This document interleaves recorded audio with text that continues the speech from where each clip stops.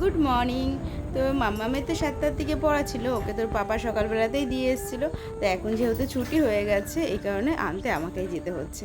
তার কারণ পাপা তো কাজে চলে গেছে। আর দেখো আমি মাত্রই বেরিয়েছি আর দেখি মাম্মাম একা একাই কিন্তু বাড়ির দিকে চলে আসছিলো।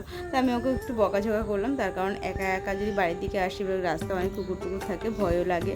আর সব থেকে বড়ো কথা এই যে এত বড় ভারী ব্যাগটা না ওর টানতে খুব কষ্টই হয়। তো এই কারণে ওকে বলি যে তুই আসবি না, তুই যখন বেরোবি তখন আমাকে ফোন করবি। তো ফোন করার আগেই কিন্তু বেরিয়ে গেছিলো।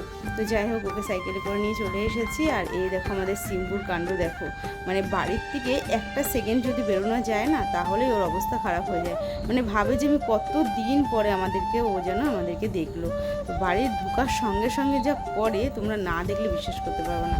প্রথমে তো আমার কাছে এসে মানে আমার নাইটি বাইটি ছিঁড়ে দিচ্ছিলো, এরকম একটা অবস্থা। তারপর আমি বললাম দেখ দিদিভাই এসে যা।